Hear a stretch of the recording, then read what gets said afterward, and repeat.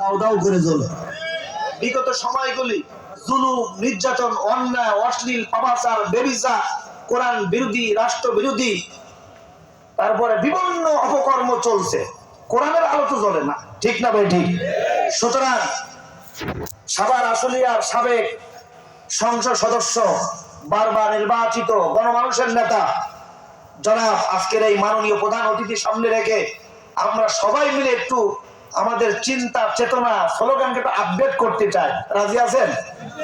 সেটা হচ্ছে 5 তারিখের মধ্য দিয়ে যে নতুন একটি পরিবেশ তৈরি হয়েছে, এখানে সবার অধিকার আমরা পেয়েছি। এখন আমরা কথা বলতে পারি মেম্বার থেকে, মাহফিল থেকে।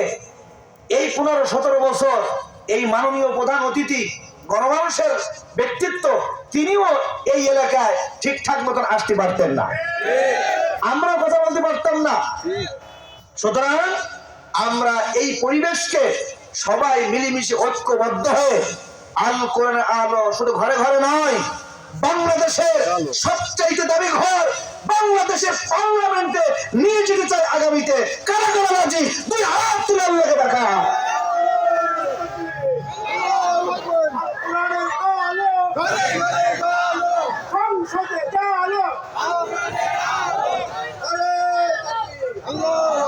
আল্লাহ কবুল করে বলুন আমি।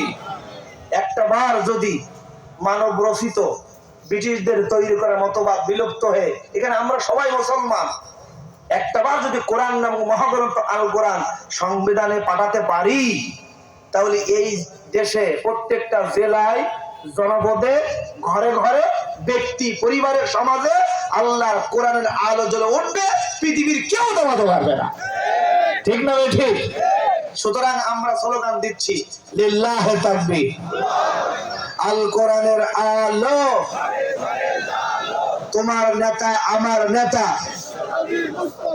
আজকের মাহফিল সফল হোক, আল্লাহ কবুল করেন, বলো না আমিন।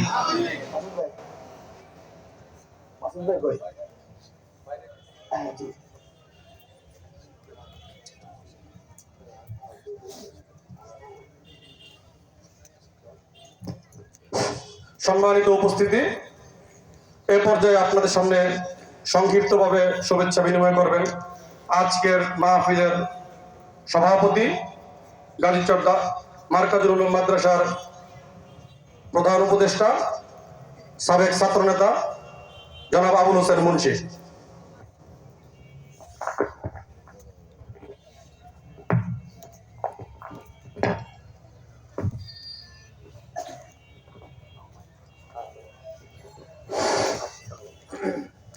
বিসমিল্লাহির রহমানির রহিম।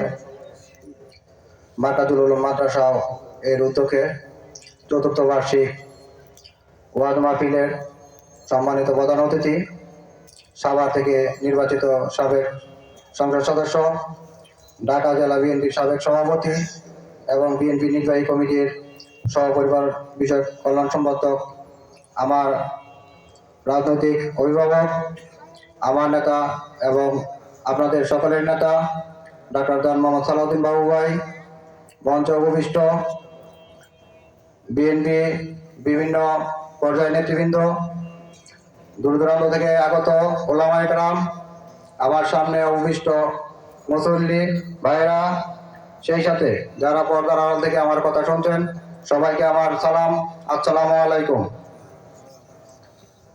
প্রথমেই শুকরিয়া আদায় করতেছি মহান রব্বুল আলামিনের প্রতি।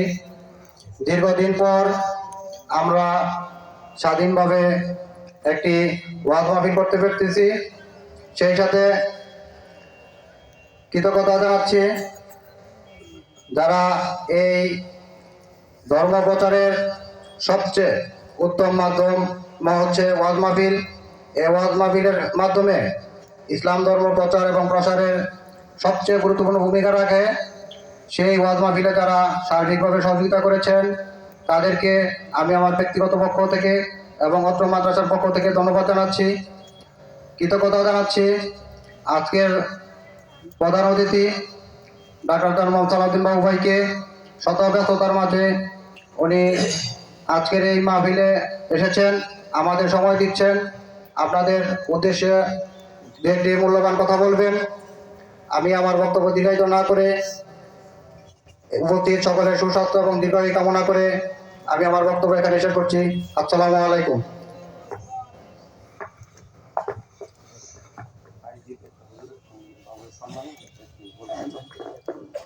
এই পর্যায়ে অত্র মাদ্রাসার ছাত্র বাইজিদ আহমেদ আমাদের আজকের প্রধান অতিথির সম্পর্কে দু একটি ইংরেজিতে কথা বলবে। তার যে দক্ষতা, এই মাদ্রাসার যে দক্ষতা, সেটি সে ফুটিয়ে তোলার চেষ্টা করবে। আমরা সকলে শুনি।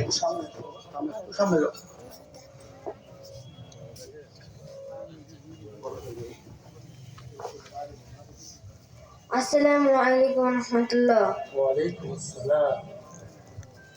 Honorable Dr. Dewan Muhammad Salahuddin Babu Shahid, who is the friend of the poor of Shabar and the leader all of us. মাশাআল্লাহ। From the principal and teachers of Markazul Ulum Madrasa, my sincere greetings and congratulations from the people of the area. May God be with him as the leader of the people of Shabar. Give me an opportunity to serve and wish him all the best. Assalamu alaikum. আলহামদুলিল্লাহ বলেন। আমরা দোয়া করছি এই কোরআনের এই ছাত্রকে আল্লাহ কবুল করো। আমাদের আজকে মাননীয় প্রধান অতিথি সামনে, আমাদের আজকের প্রধান অতিথি গণমানুষী নেতা জনাব ডাক্তার দেওয়ান মোহাম্মদ সালাউদ্দিন বাবু ভাই তার বক্তব্যে খুশি হয়ে ৩,০০০ টাকা তাকে পুরস্কৃত করেছে। সকলে আলহামদুলিল্লাহ।